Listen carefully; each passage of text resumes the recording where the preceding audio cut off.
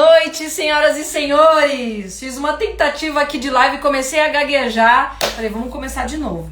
Bem-vindos, bem-vindas e bem-vindes, você que está nos acompanhando agora.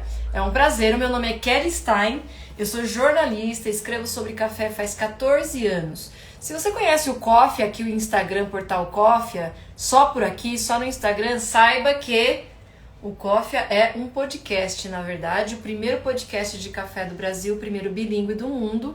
Está disponível no Spotify com entrevistas em português e em inglês imperdíveis.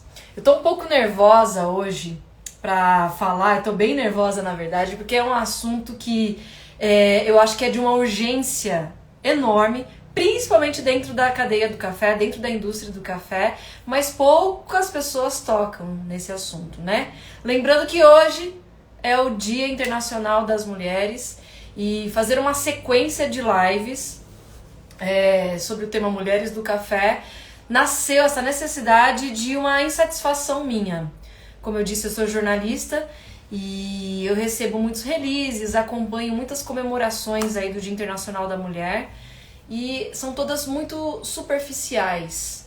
Eu, que sou empresária também da curadoria de experiências de café do Coffee Trips e agora estou organizando o Campeonato Brasileiro de Aeropress, eu sinto uma ausência da gente olhar para as mulheres do café com mais carinho, com mais cuidado e num esforço genuíno de colocá-las em um sistema de poder, de tomada de decisão.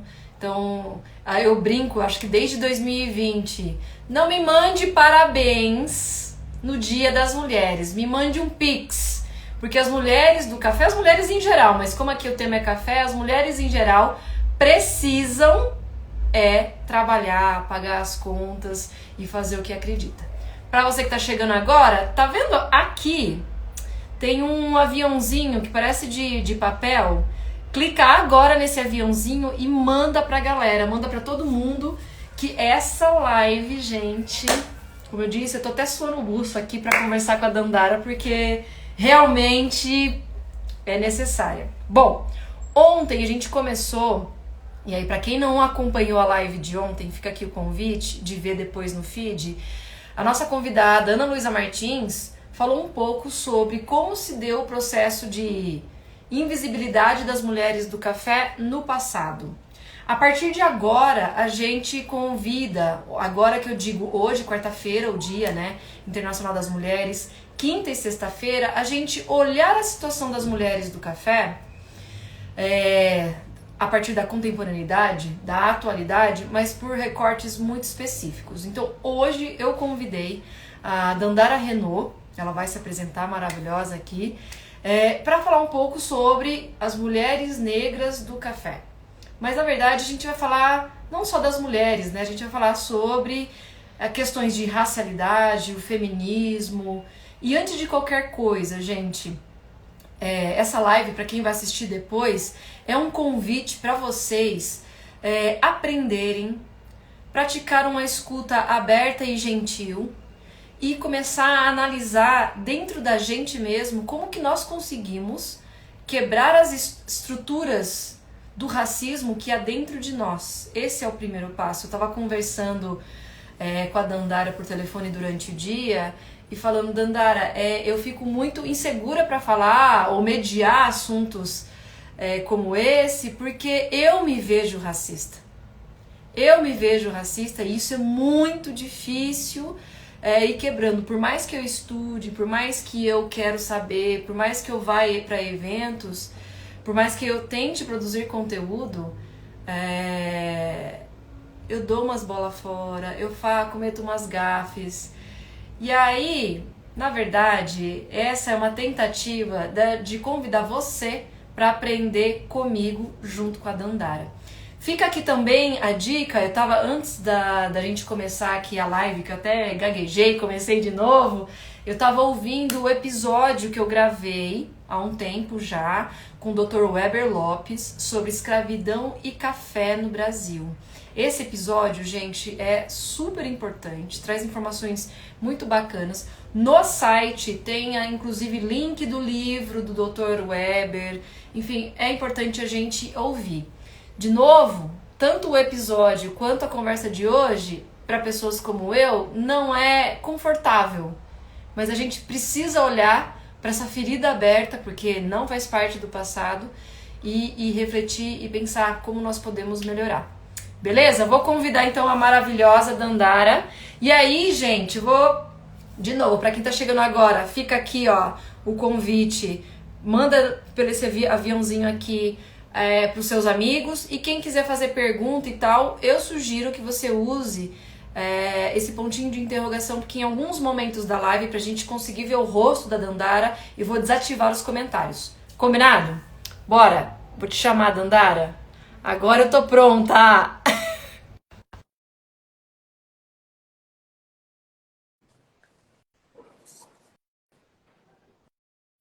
Léo Custódia, Elga, sejam bem-vindos. Oi, Dandara! Olá, Você viu que deu uma gaguejada? Eu falei, não, vamos começar de novo, né? Muito obrigada por separar um tempinho para conversar com a gente, com o nosso público aqui do Portal Cofia. Eu acho que, antes de qualquer coisa, é uma honra tê-la aqui como convidada no Dia Internacional da Mulher. Obrigada mesmo. E antes da gente começar a falar, eu acho que é importante você se apresentar. boa noite a todas, todos e todes. Antes de mais nada, eu quero, como todos os eventos que eu participo, eu quero saudar a minha ancestralidade na figura da dona Ivone Basioli, que é uma classificadora de café das antigas, hoje é uma senhorinha, e é uma mulher negra muito potente, e ela e tantas outras antes dela que fazem eu estar aqui hoje com você, que é uma referência dentro do jornalismo do café. Obrigada. E falando para tanta gente que eu admiro, que eu já vi uns nomes aí subindo, e eu estou muito feliz de estar aqui, antes de mais nada. Bom, vamos lá, vou me apresentar rapidamente. Eu sou Dandara Renault, eu tenho 34 anos, sou historiadora, pós-graduada em produção cultural, eu trabalhei a minha vida inteira com produção de arte e sempre tive o sonho de abrir uma cafeteria. Eu pensava em tudo que você pode imaginar, menos no café, óbvio. Porque eu queria aquele glamour de ter um espaço. E surgiu a oportunidade, eu, meu marido e a minha família, da gente abrir uma padaria de pães artesanais. E eu e meu marido, a gente foi estudar café. Ele já tinha esse sonho também da cafeteria, antes da gente se conhecer. E a gente foi estudar café. E aí foi quando a gente foi picado por esse bichinho do café especial. E não tem volta, né? Não tem volta. É um caminho só de ida, né? E hoje eu sou diretora de Inclusão e Diversidade na Aliança Internacional das Mulheres do Café no Brasil e também diretora de eventos, acumulo cargo, acumulo função, por conta da minha expertise, da minha carreira fora do café.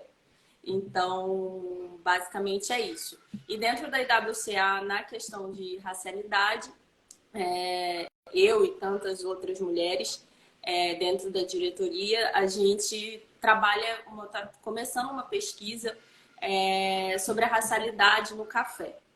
Né? Então, é basicamente isso, para contextualizar todo mundo. Gente, essa mulher é tão poderosa que meu ring light começou a cair. Olha o peso dessa live. Eita, não caiu não. Bom, antes da gente começar a falar e fazer as reflexões dentro do mercado de café, eu acho que é importante, eu até peço desculpa para quem já sabe e tal, mas como jornalista eu tenho a obrigação de fazer perguntas bobas e perguntas óbvias, para ter certeza que todo mundo está na mesma página. Então, eu acho que é importante, o tema da live hoje é racialidade. Esqueci. Feminismo neoliberal na indústria do café. Acho que é importante, vamos entender o conceito racialidade, raça. Como que se enquadra, como que você explica, porque depois a gente vai ligar os lés com o CRES junto da indústria do café. Isso. Mas antes de responder essa pergunta, eu queria falar a origem do 8 de março, que eu não sei se todo mundo conhece. Ótimo! Sim! Era para ter falado ontem, né? Verdade. Tá, diga. O 8 de março, ele é uma data proveniente da Revolução Russa, trazida por uma estudiosa alemã, para tratar sobre... Ele já nasce como um dia de luta, né, por equidade de gênero, né, dentro do proletariado. Né? Inicialmente, o nome era Dia Internacional da Mulher Proletária. Por quê? Porque a mulher tinha a mesma carga horária que o homem no trabalho e acumulava a carga do trabalho doméstico. Né? E foi Até por hoje isso que isso foi... acontece, né, gente? Pois é, nada mudou. Nada. Né? Diminuiu um pouco, melhorou um pouco, mas não mudou. E aí, por isso, a origem do 8 de março, né? O 8 de março, ele já nasce como um dia de luta. Ele não é um dia de comemoração, ele não é um dia de rosas, de bombom. Ele é um dia realmente para se pensar as demandas das questões de gênero. Agora, voltando para a sua pergunta, porque senão eu vou. Obrigada. Não, é importante a gente ir isso, organizando. Bom, eu vou trazer aqui de maneira bem resumida o conceito de raça trazido pelo Kembele Mundanga, que é um sociólogo nascido no Congo belga em 1940 e ele vem para o Brasil em 77 e ele se torna um grande estudioso das questões raciais do Brasil. Tá. Né? Para a gente começar a conversa, diversidade é um fato, né? Está aí no mundo, né? Somos homens, mulheres, altos, magros, gordos, somos variados, está na variedade dos animais, das plantas. Natureza, né? A natureza. Isso que eu ia falar. A diversidade está aí. E classificar é uma forma da gente operacionalizar pensamento. Então, isso é natural, uma outra questão do ser humano que é muito natural para se entender. Mas a grande questão é que classificar, para a gente trazer à tona operacional, racionalizar as coisas, não dá direito da gente hierarquizar essas classificações. Tá. De tudo. A raça ela começa numa questão de classificação de plantas, animais, minerais. A palavra raça ela vem do latim medieval, que significa descendência. E aí essa palavra ela vem mudando de conceito no decorrer do tempo. E no século XVI e XVII ela começa a ser trazida de um modo para classificar seres humanos, né? E hierarquizar esses seres humanos, mas muito baseado na religião, né? No catolicismo, com os 3 reis magos, né? O negro, o branco e o asiático. E sempre classificando, né, o branco como melhor e o negro como pior. Né? E aí, no século XVIII, essa classificação hierárquica ela começa a ter um viés cientificista. Né? A gente começa o iluminismo e a gente começa a pensar esse mesmo processo que antes era trazido de uma forma religiosa, a gente começa a trabalhar ele de uma maneira científica. Né? E aí surge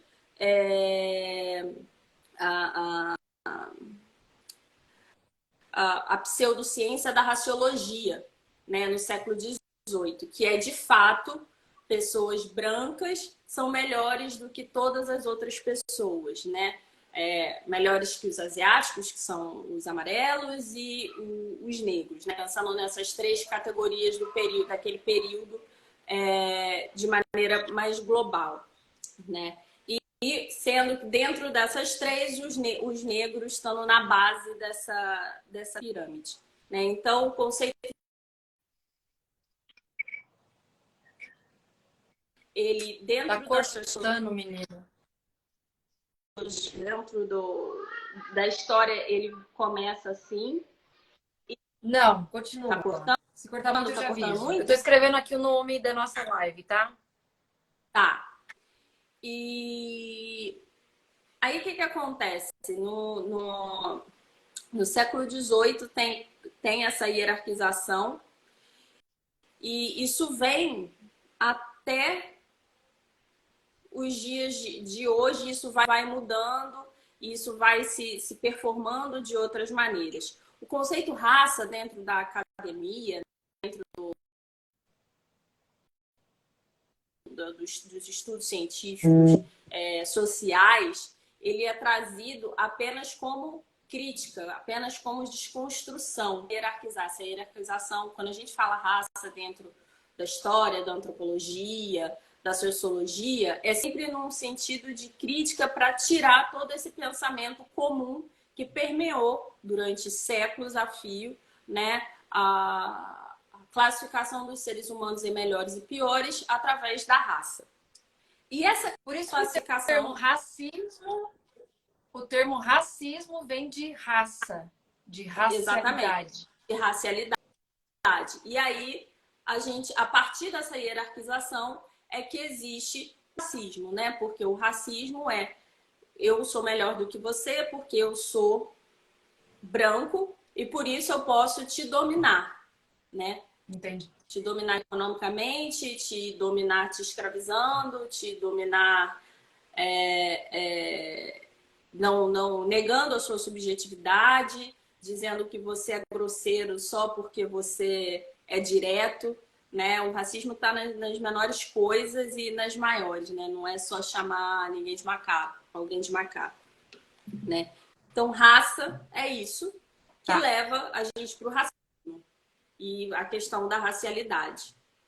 Tá, eu desativei os comentários porque tava subindo muita gente e aí a gente não conseguia ver o seu rosto, tá, gente? Mas tá lá, depois eu ativo e aí eu acho que é muito importante isso, pessoal. Quem tá vendo essa live é o resumo do resumo do resumo do resumo. O conceito ele é muito mais complexo, tem muitas camadas e a Dandara tá sendo gentil de dar uma resumida só pra gente contextualizar. Dito isso, feminismo. Eu acho que é importante a gente falar sobre feminismo e o feminismo ele engloba todas as mulheres e homens que estão lutando pela equidade de gênero, vamos assim dizer. Mas, e dentro da indústria do café, pessoal, tem saído nos últimos 6 anos, principalmente, e geralmente perto dessa semana, tem os lotes das mulheres do café e tal. Só que é muito superficial e eu escuto muita gente, não só produtores de café, mas o pessoal na cidade, falando, Kelly, não vem me falar de mulher do café. Chega, mulher, é todo mundo junto, não precisa disso. Precisa. Precisa porque a mulher está sendo invisibilizada dentro da produção de café desde quando as mulheres negras chegaram aqui forçadas ao trabalho escravo. E pouco se fala nisso. Então você, ser humano, que olha no branco do meu olho e fala, não precisa ficar falando só de mulher? Precisa. E você insistir nisso, está querendo, inclusive, me silenciar. Então, isso acontece, eu insisto nesse assunto e não sou benquista. Eu sou... Muitas vezes tem gente que nem me chama mais para evento. Eu não sou agressiva, mas eu gosto de colocar os pingos nos is. Quando eu vou no evento, falei, por que não tem mais palestrante negro aqui? Por que não tem mais palestrante LGBT? Então, o jornalismo do Coffee, ele é independente e paga o seu preço para isso, para que pautas importantes sejam trabalhadas e esclarecidas. Então, quando alguém me questiona e às vezes fala, feminismo ou feminazi é o movimento das mulheres contra os homens. Eu falei, querido, você não está entendendo o conceito de feminismo. Então, eu gostaria que você me explicasse para a gente, Dandara, por favor. Feminismo, eu vou trazer... Também, resumo do resumo, tá, gente? Resumo do resumo. Eu vou trazer uma frase, um trecho bem curtinho, 3 do livro Segundo Sexo, que é de 49, da Simone de Beauvoir, a feminista, acho que mais famosa. Segundo Sexo. Tá. Segundo Sexo, de 1949, da autora Simone de Beauvoir. É uma filósofa francesa. Abre aspas. Nenhum destino biológico, psíquico, econômico define a forma que a fêmea humana assume no meio da sociedade. É o conjunto da civilização que elabora esse produto intermediário entre o macho e o castrado que qualificam como feminino. É uma forma bonita de dizer que a ideia radical de que mulher também é gente, né? É dizer que ser mulher é uma construção social e que a partir dessa construção social a gente tem que trabalhar, analisar e pensar espaços para homens e mulheres de maneira igual. Exemplo, que é bem fácil de entender. Salto alto hoje é uma coisa de mulher, mas ele foi pensado para homens, para a realeza francesa. Sim. Luís XV era baixinho e usava salto, porque ele não podia ser mais baixo que ninguém. Sim. Rosa já foi uma cor historicamente de mulher e o azul era ligado ao feminino. Tanto que o manto de Nossa Senhora é azul. É verdade. Né? Então, se a gente pensar que a construção, que tudo é uma construção social, a gente tem que pensar que tudo tem que ser dividido de maneira igualitária. Os salários têm que ser iguais, as demandas domésticas têm que ser divididas da mesma maneira. Eu tenho que ter direito ao meu corpo da mesma maneira que o homem tem que ter direito ao corpo dele, né? Pensar que somos seres iguais, nem melhores. E nesse sentido, são lutas muito similares, né? Tanto na questão de racialidade quanto na questão de gênero. Mas isso é uma outra conversa para uma outra live. Não, exatamente, senão aqui vai longe.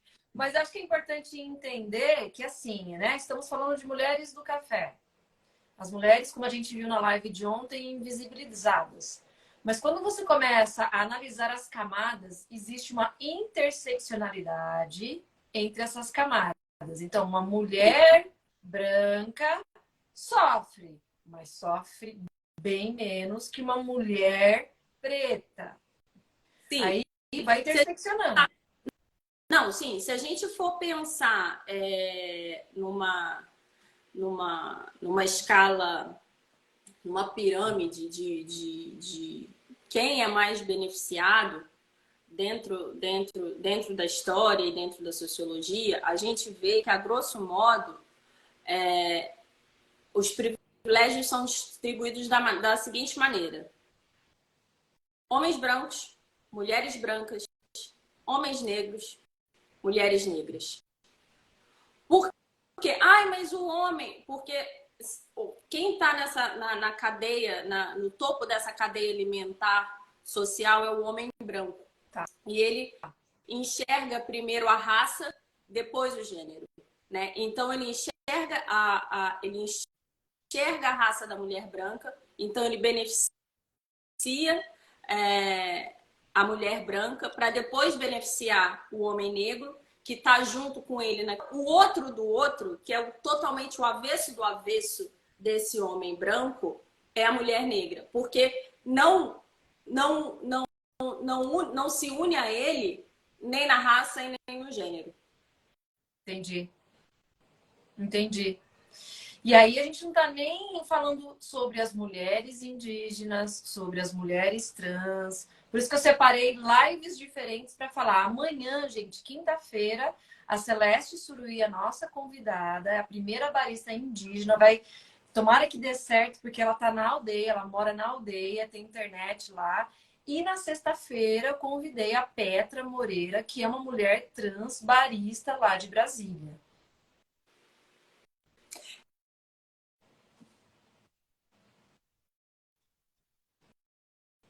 Aqui da minha casinha, né? De Sim, mulher negra. sim. mas eu ainda sou uma mulher negra urbana, sou uma mulher negra e muitos avessos aí para serem tocados. Mas em alguns momentos essas lutas e essas dores se chocam e a gente une forças, né? Muito bem. Falamos então de racialidade e raça, falamos de feminismo Isso. e agora sobre neoliberalismo, que é um negócio que provavelmente o pessoal fugiu, matou a aula na escola, não tem ideia do que é. Aí nessa época de fake news, de bobeira, de inventar, a galera pega um conceito que é super complexo e transforma em vamos fazer isso, vamos fazer aquilo. Então, vamos explicar o que é o neoliberalismo de forma resumida. Essa live, gente, é um convite. Anotando aí, fazer uma liçãozinha de casa, vai pesquisar, vai conversar, pergunta para amigos. Não pergunta para amigo, não, tem muito amigo que não sabe. Vamos pesquisar em fontes seguras. Não. Nomes de uns autores, depois pega aí e dá uma. Eu acho, vamos deixar nos comentários. Bom, vamos lá.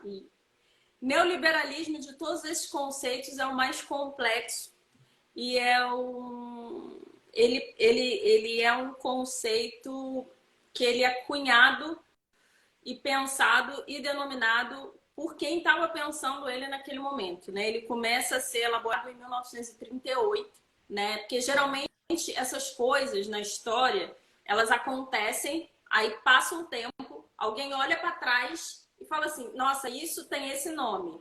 E com o neoliberalismo, não. Ele já nasce com esse nome com os próprios pensadores, né? E ele é, basicamente, uma construção da sociedade a partir do mercado, né? É uma construção político-jurídica em torno de um modelo de mercado que constrói um mercado em estrito senso. Dentro das questões mercantis, eu tenho dinheiro, você tem uma demanda, eu compro essa, né? A gente faz essa troca, né? Você tem alguma coisa que eu preciso, eu te dou o dinheiro e a gente faz essa troca. Mas no neoliberalismo, essa lógica de mercado, que é a lógica liberalista, né? Onde todo mundo nasce, na teoria liberal, tá? Todo mundo nasce dotado das mesmas capacidades de direito e de acesso dentro da teoria, a gente traz isso tudo. E aí, a partir do momento que a gente tem essa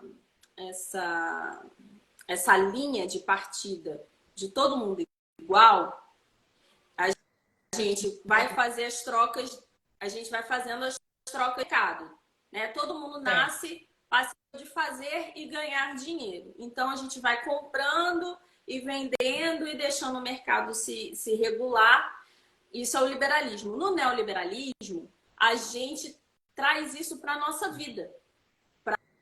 Para as relações de amizade, para as relações amorosas, para as relações sociais. Dá um exemplo. Um exemplo real para nossa vida. Hoje. A gente vive uma sociedade neoliberal. O que acontece? As forças dentro da história, com a vinda do neoliberalismo, ele começou em 38, ele se fortaleceu no fim da Segunda Guerra Mundial. Os sindicatos e o Estado perdem força, né? O Estado e os sindicatos, eles traziam uma base de bem-estar social. Então, o que acontecia? Vinha aqui acontecendo o mercado e aqui tinha o Estado e os sindicatos dando base para o mercado. A partir da Segunda Guerra Mundial, isso vai se desfazendo. Essa teia, essa trama social de um sindicato forte e de um Estado forte se desmantela e coloca isso na mão do mercado. E o mercado não quer nem o Estado, nem os sindicatos fortes. Então, a live de hoje é uma jornalista independente, uma historiadora, produtora cultural. Ambas têm seus CNPJs e tem que, ralar Porque se não tem quem faça por nós. Não tem um sindicato. Os jornalistas até têm um sindicato, tudo, mas assim... Não tem. Não, Ele existe, não tem. mas ele não... O jornalista Olha, não precisa de diploma agora. Como que o sindicato não defende isso? pois é, são essas coisas. A minha a profissão de produtor cultural não tem regulamentação. Historiador tem dia, mas não tem regulamentação, né? Então, Barista assim... não tem também. Oi? Barista não tem regulamentação nenhuma. Ele é registrado como garçom. Nossa! Peraí que a minha bateria tá fraca, eu vou precisar do carregador aqui. Eu carreguei, mas não já foi pro pré. Pelo amor de Deus. Amei o exemplo. Eu amei o exemplo. É isso, é sobre isso. E o feminismo neoliberal? Agora começou, é o momento da gente começar a ligar os legos com o CRES. O feminismo... Então, o feminismo neoliberal, na verdade, infelizmente, ele é uma praga. Ele não é uma coisa legal, né? Por quê? Porque quando a gente fala de neoliberalismo, onde tudo se desmantela e cada um salve-se quem puder, acaba se tornando um salve-se quem puder, as pessoas, as mulheres que se dizem feministas, porque eu acredito que mulheres que não que trazem essa questão do neoliberalismo consigo não são realmente feministas. Quando a gente trabalha a questão do feminismo e a gente se torna um feminismo excludente, porque o neoliberalismo, ele joga todo mundo para baixo, todo mundo por baixo. Ele deixa todo mundo sem dinheiro, ele deixa todo mundo sem acesso, ele deixa as pessoas sem condição de acesso à saúde, não sei o que. Ele nivela por baixo. Então, a partir do momento que ele nivela por baixo, e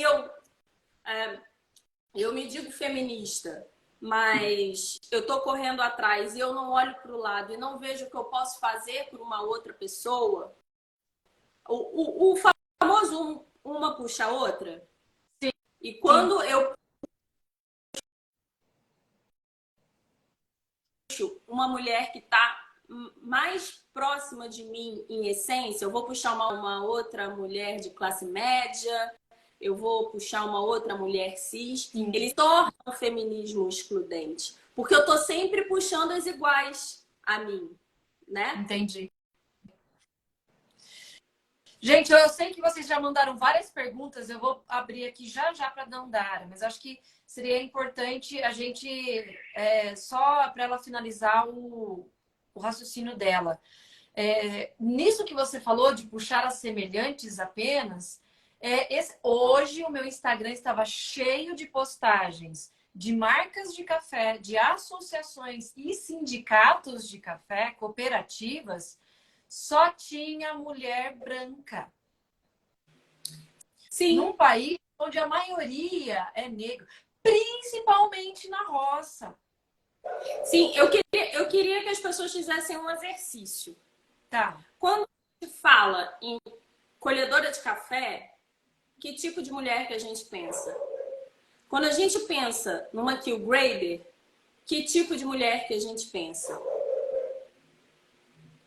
E trazendo a lógica neoliberal para o mercado cafeeiro, né, para juntar toda essa lógica,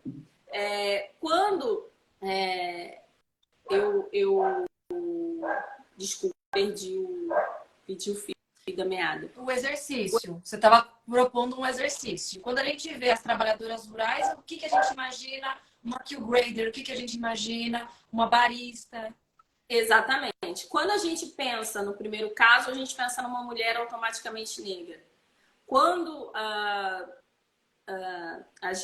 quando a gente pensa numa kill grader, a gente pensa automaticamente numa mulher branca, né?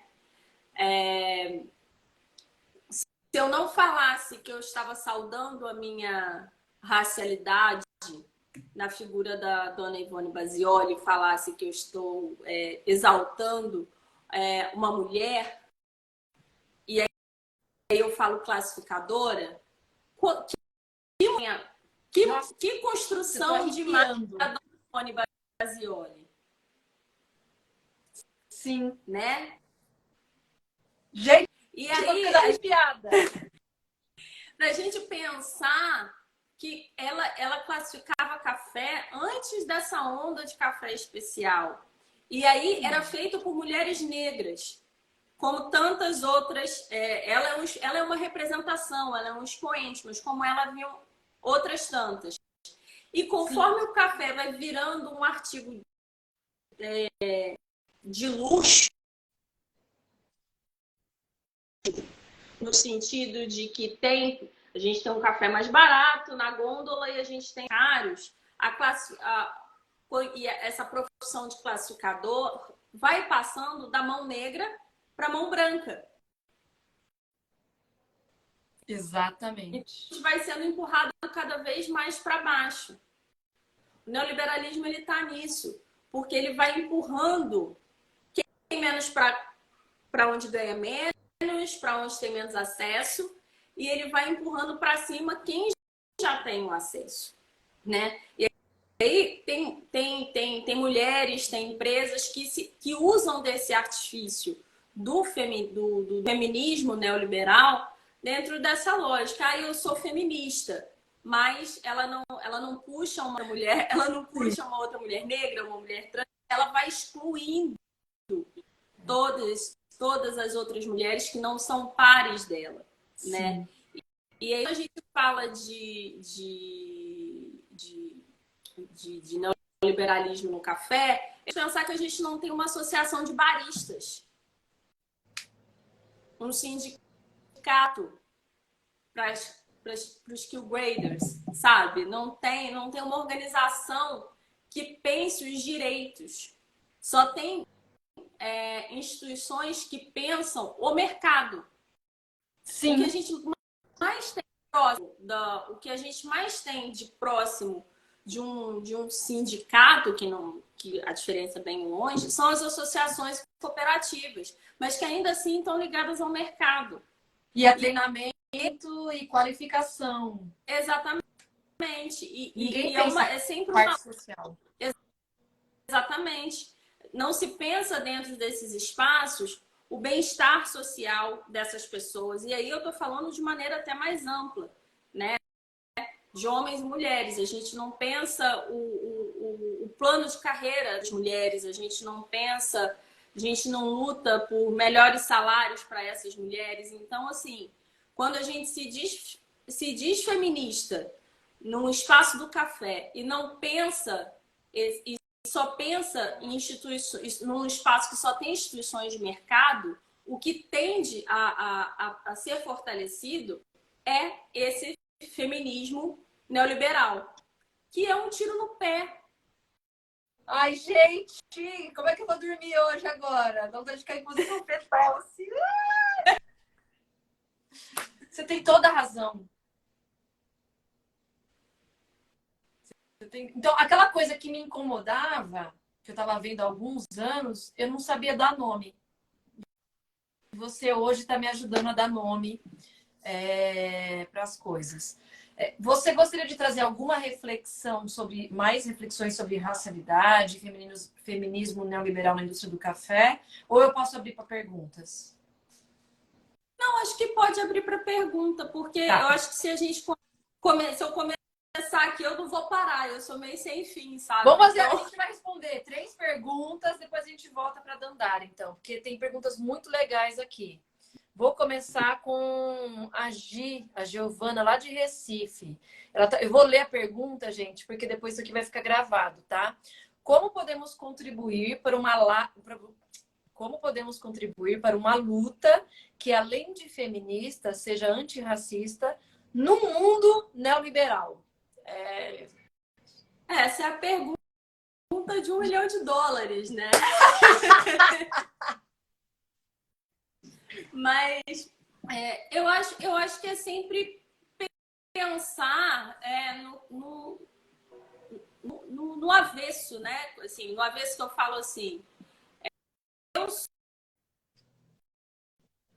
sou uma mulher negra, urbana, eu tenho que pensar como eu posso beneficiar negra com algum tipo de deficiência, alguma mulher negra trans, né? Eu tenho que botar sempre uma camada a mais, sabe? Uma camada a mais. Infelizmente, a gente não tem como sair da lógica neoliberal porque a gente vive no capitalismo, né? O capitalismo, o neoliberalismo, ele não deixa de ser um sintoma de uma falha do capitalismo e tentando o capitalismo se refazer e se reorganizar. Então, enquanto a gente viver numa lógica capitalista, é tentar remunerar bem essas pessoas, essas mulheres, trazer o máximo de benefícios, trazer, criar rede, e aí criar rede não só de contatos, mas de um fortalecimento mais profundo, né? Se a gente, falando das categorias das baristas, né? Que é o elo, depois das mulheres que colhem, é o segundo elo mais fraco dessa corrente, né? São as duas pontas, né? A mulher que colhe e a mulher que serve na xícara. Pensar uma rede onde se fortaleça, se crie um sindicato, se crie uma organização para se pensar um plano de carreira, se organizar as demandas, né? E por aí vai. Espero ter respondido. Você me permite, eu gostaria de sugerir aqui que é algo que eu tenho trabalhado na minha prática de jornalista. Primeiro, que eu não gosto da palavra empoderamento, porque, de novo, o conceito desse empoderamento está sendo usado por dondocas, por dondocos, como uma desculpa. Eles olham, às vezes, para pessoas negras, pessoas trans, fazem o mínimo como se fosse uma caridade e acham que fizeram a parte deles. Não é bem assim. Empoderamento é você ajudar e ter ferramentas, usar o seu privilégio para dar ferramentas para aquela pessoa, ela tá aqui junto com você. Então tem muita gente. É uma via de mão dupla, né? Exatamente. Ele é uma via de mão dupla. Ele E aí, não é. quando você vê, às vezes, uma barista que conseguiu apoio e tal, começa a ter destaque ou na mídia, ou em campeonatos, ou aquele outro que ajudou, começa a incomodar.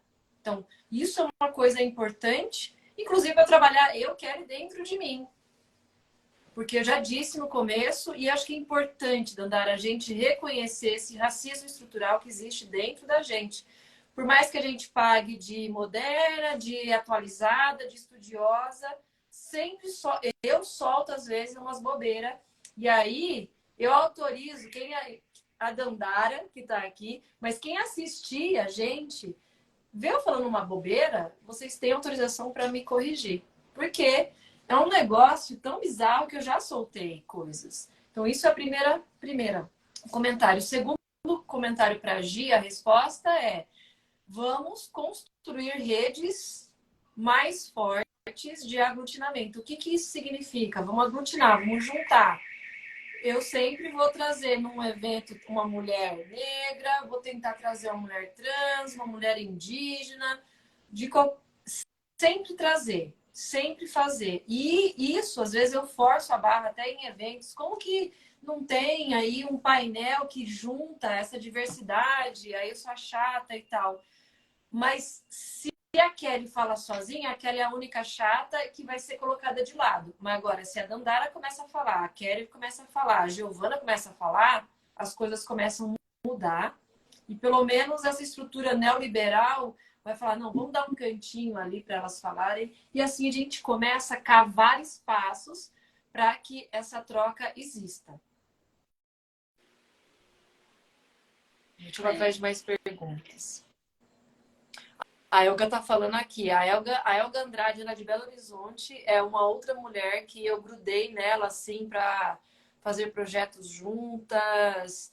E às vezes eu ajudo ela, ela me ajuda. E agora, graças à ajuda da Elga, a gente conseguiu trazer a Celeste Suruí diretamente de Rondônia para trabalhar numa cafeteria no estande do Sebrae de Rondônia, servindo café. Mas isso foi um esforço meu e da Elga via o Coffee Trips, entendeu? Ela escreveu aqui, ó. Existe a profissão barista descrita na classificação brasileira de ocupações, mas muitos não são registrados assim. Ah, eu não sabia, Elga. Obrigada, viu? Muito bem. Pessoal, fica à vontade, viu, para mandar perguntas aqui, tá? A gente já tá quase batendo 1 hora de live aqui, mas eu acho que é importante. É, passou rápido. Isso significa que você precisa voltar mais vezes para cá, Dandara. Eu queria que você, a partir dessa ótica de mulher negra, tem realidades, tem olhares que você recebe, que eu não recebo. Então, eu queria que você começasse a listar alguns exemplos de coisas que a mulher negra do café, infelizmente, passa. E, para quem está ouvindo, como que a gente pode fazer diferente? Olha, eu vou falar de mulheres negras passam, por exemplo, como dona de cafeteria, já me perguntaram para falar, já pediram para falar com o dono. Nossa, nesse nível. Tá. Nesse nível. Nesse nível. A barista, já, assim, de pessoas maltratarem a minha barista, por exemplo. Né?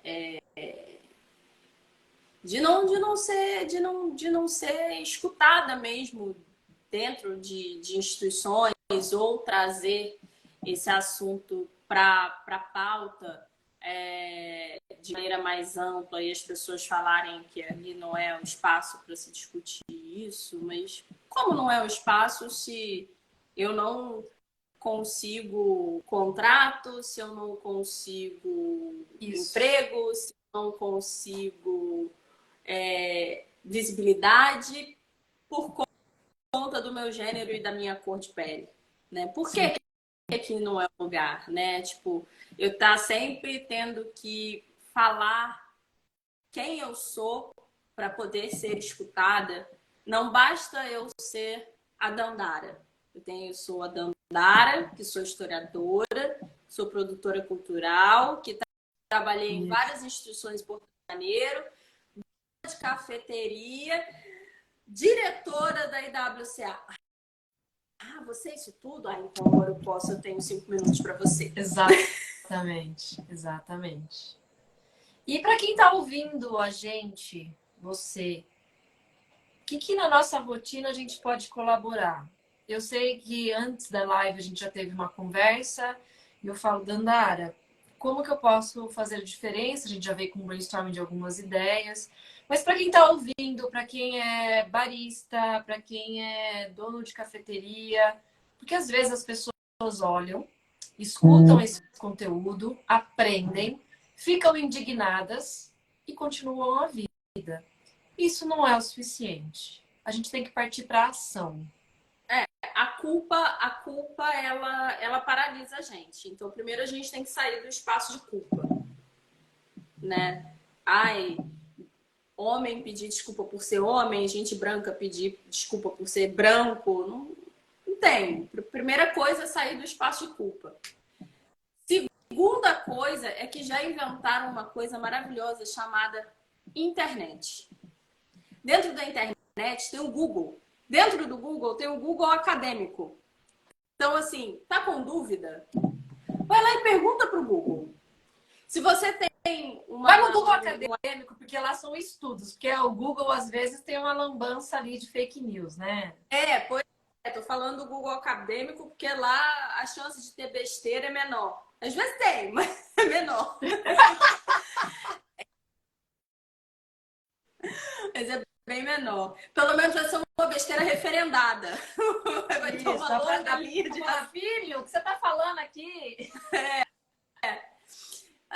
Mas eu acho que é estudar sempre, tirando a brincadeira, é estudar sempre. Tipo, se você tá com dúvida, e quando você tem uma pessoa que você acredita, tem intimidade o suficiente, e essa pessoa te dá abertura para tirar qualquer tipo de dúvida, você tira com ela. Mas antes de tirar com ela, estuda e fala assim: olha, eu não entendi direito. Tem como você me ajudar nesse processo? Eu quero Sim. melhorar isso. Pessoas que têm o poder aquisitivo de empregar e investir, empregue e invista. Se você é proprietário de alguma marca, se você é dono de café torrefação e você pega um currículo de uma pessoa negra, de uma mulher negra e de uma pessoa branca, e você sabe que você vai precisar de alguma forma investir na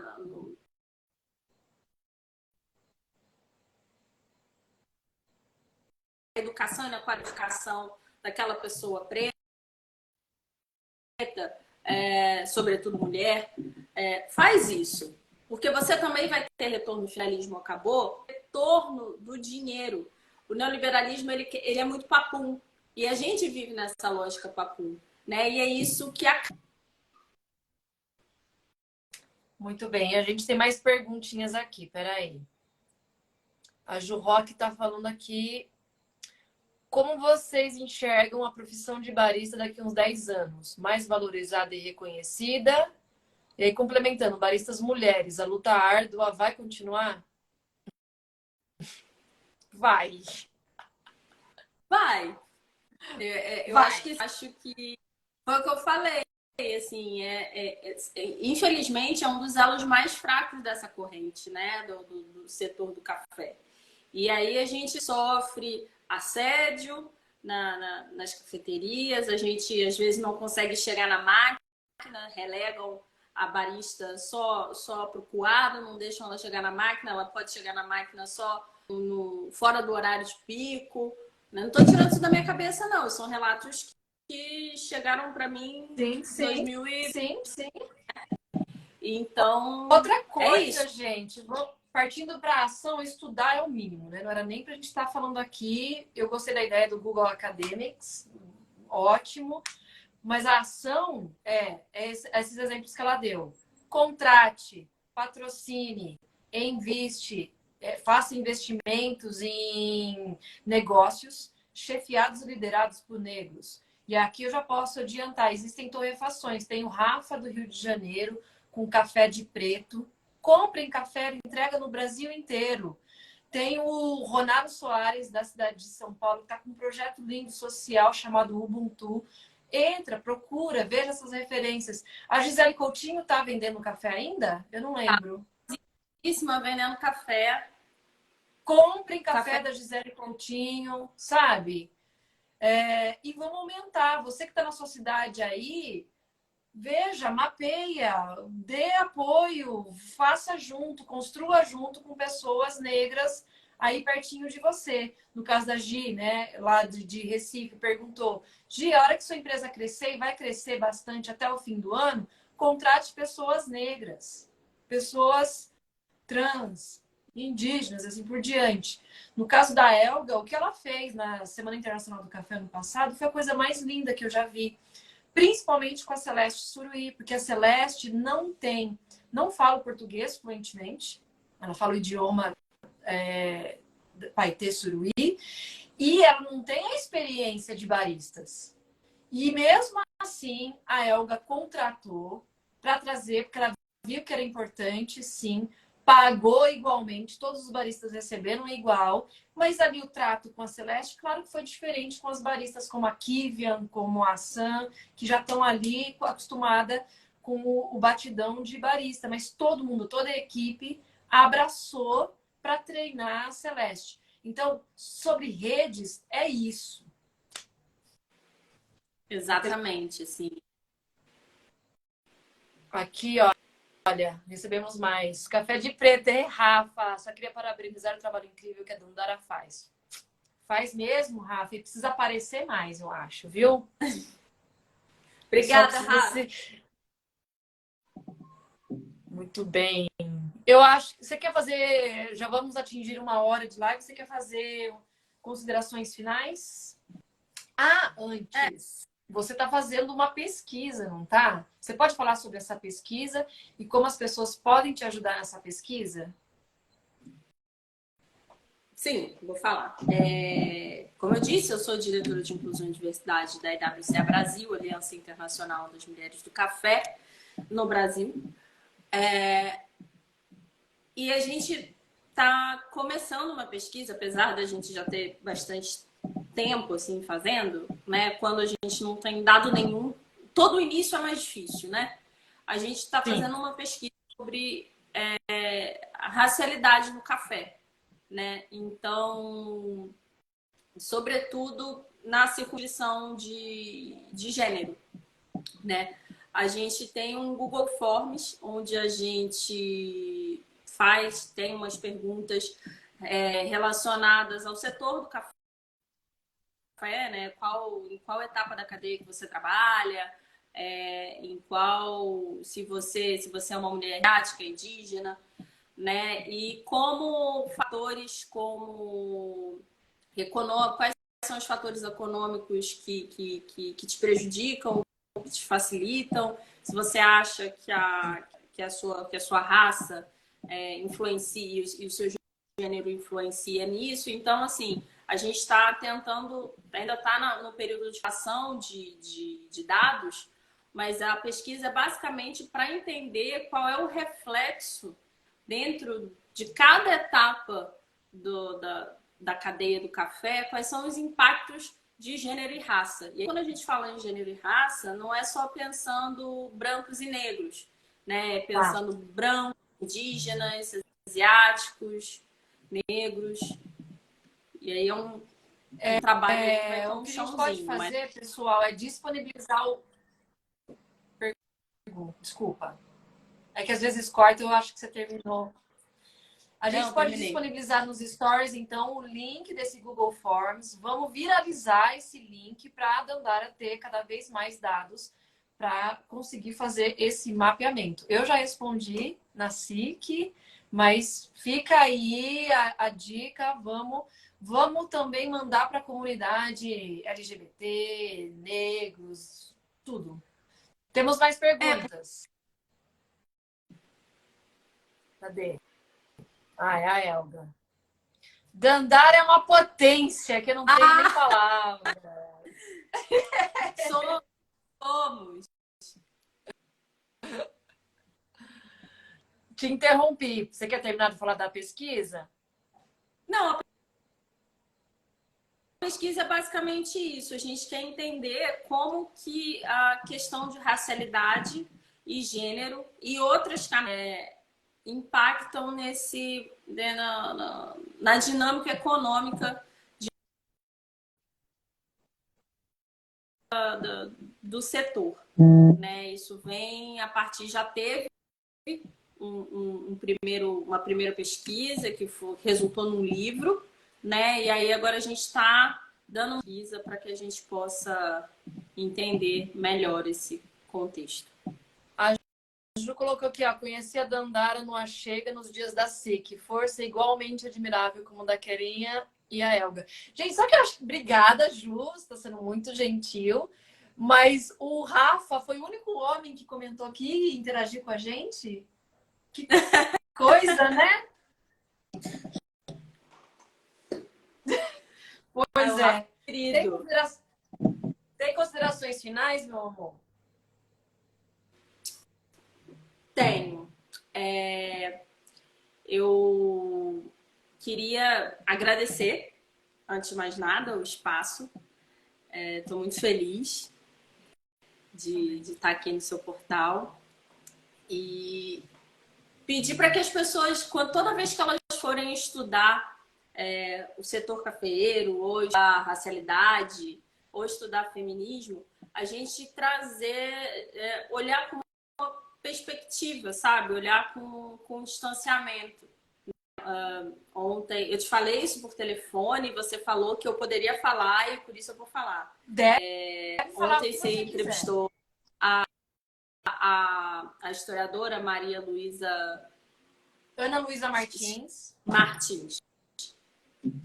O livro dela, por exemplo, é um livro que ele traz uma ótima cronologia, né? Ele, como uma linha do tempo da história do café, ele é ótimo, mas ele, em vários momentos, ele é extremamente problemático, né? Nas questões sociais, assim, ele tem problemas sérios. Então, quando eu entendo e digo que é legítimo que ele ainda é um único registro de uma linha do tempo do café no Brasil. Mas quando a gente for acessar esse documento, esse livro, porque todo livro é um documento, a gente olhar de forma que a gente problematize o que está ali, né? Determinadas passagens a gente olhe e a gente não passe de maneira incólume por ela, sabe? Que a gente não seja...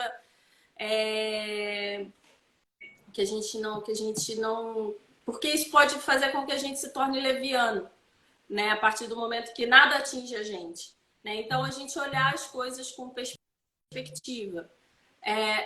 Indico um livro, vou fazer uma indicação de livro aqui, Por favor. já pegando o gancho para a live de amanhã, que é um livro que é uma dissertação de mestrado, O Índio Virou Pó de Café, que é de um historiador, que legal. Que o mestrado dele foi para trazer visibilidade para os indígenas da região do Vale do Vale do Café, né, e de São Paulo, que foram dizimados, e ele fala sobre essa questão, né? Por exemplo, vou aí para trazer as duas fontes. Por exemplo, o livro da história do café, ele não trata sobre o genocídio indígena que teve para que as lavouras crescessem. E esse livro, ele fala justamente sobre esse genocídio e como os indígenas que restaram tentam sobreviver ali até hoje e, de alguma forma, resgatar a cultura do café para eles, por exemplo. Né? Maravilhoso. Então, procurar outras fontes, né, para entender e a gente olhar tudo que acontece com a gente com uma perspectiva, né? Olhar com os olhos enxergar com os olhos de ver, né? Não deixar olhar as coisas crítico. Um olhar leia crítico. Exatamente. Leia e questione com você mesmo. Não precisa fazer textão de rede social, não, mas questiona isso e aquilo. Cadê os indígenas? E aí os negros? É esse termo, e é muito. E aí, Dandara, foi ótimo você falar sobre isso, porque eu vou falar da minha perspectiva de jornalista branca, tá?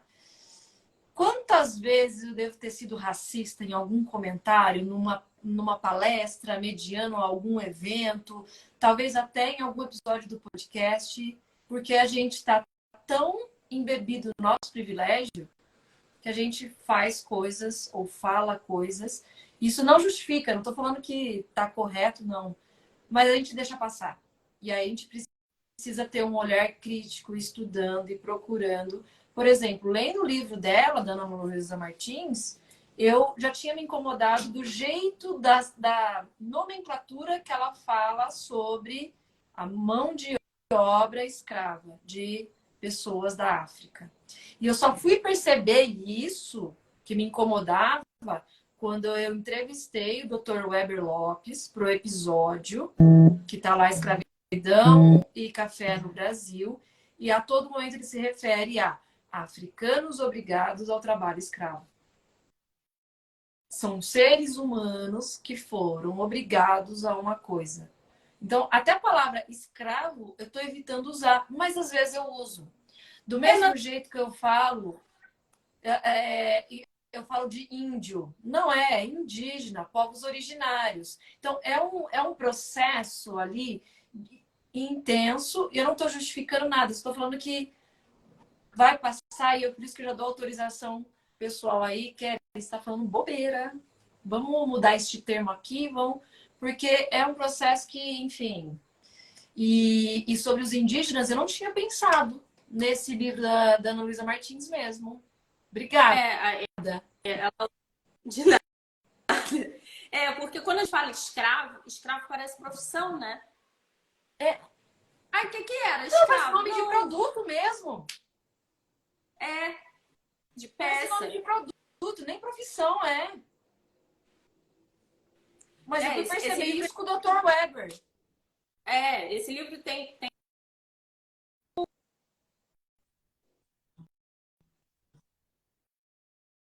problemáticas, assim, sabe?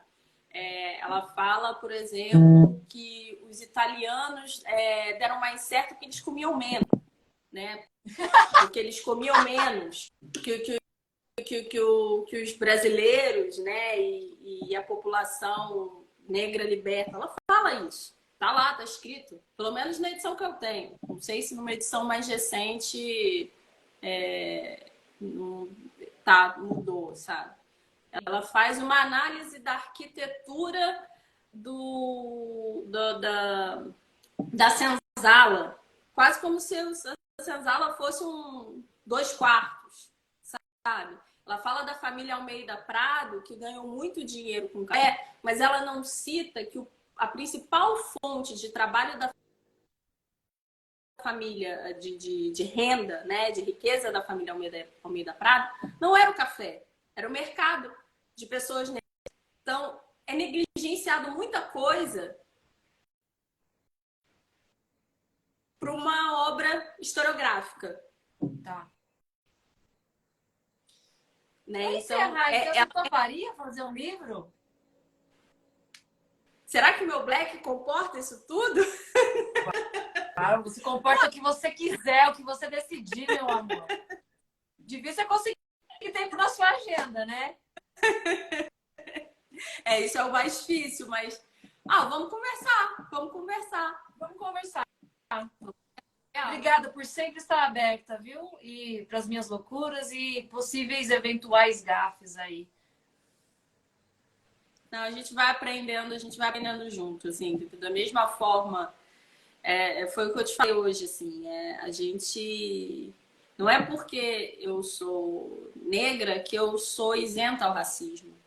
Já atravessei a rua por medo de uma outra pessoa negra, só talvez pelo fato dela ser negra, né? Não é porque eu sou mulher que eu não sou machista, né? Eu sou uma pessoa que, infelizmente, acabo usando termos capacitistas, tento não usar, né? Em todas essas questões é o que eu mais me pego fazendo e assim, e tô mais me policiando, né? Então todo mundo tem o que melhorar nessas questões e estar atento e consertar quando acontecer e seguir o baile. Ó, a Helga tá falando pra gente fazer um crowdfunding do seu livro. Já tô gostando, viu? Porque o problema é isso mesmo, né? Não adianta nada andar a trabalhar que nem uma louca, pesquisar e não ganhar nenhum dinheiro. Esse seria um ponto fraco. Mas se a gente fizer um crowdfunding com cronologia, acho Eu gostei. viável. Nossa, se ferrou com a agenda. Seu marido, coitado, vai me odiar. Ai, ai. Bom, vamos finalizar. Muito, muito obrigada por tudo. Obrigada para quem está nos acompanhando aqui. Vai ficar gravada. Tem muita gente na Europa que falou que vai ficar gravada. Não perde isso que eu quero acompanhar. Muitos ouvintes meus. Esse é só o começo de um debate e a gente precisa aglutinar, nos juntar e criar coisas novas. Apresentar para o mercado que tem jeito, tem formas de fazer de diferente. Obrigada, meu amor. Eu que agradeço o espaço e a disposição de me escutar. Imagina, Sua é o mínimo. É o mínimo que a gente tem que fazer. Um beijo para todo mundo. Peraí, eu vou abrir os comentários. Quem quiser aqui, ó, nos comentários, falar que ela é muito maravilhosa, fica aí, a gente vê quem tá aqui. Ó, tem um monte de gente começando a vir agora, entrar agora. Vamos ver se tem algum que ficou para trás, algum comentário. Aqui, ó, a Helga falou, grande Dona Ivone, primeira mulher que temos conhecimento atuante na pesquisa de café. Podemos gravar, inclusive, um podcast sobre a Dona Ivone para falar, né? Dona Ivone. É isso. Um beijo. Beijo. E Até amanhã, gente. Celeste Suruí, a primeira barista indígena, estará aqui na live com a gente. Vamos aí pedir para que a internet lá na aldeia esteja bem, para que a gente consiga ter uma conversa muito legal, tá bom? Beijo!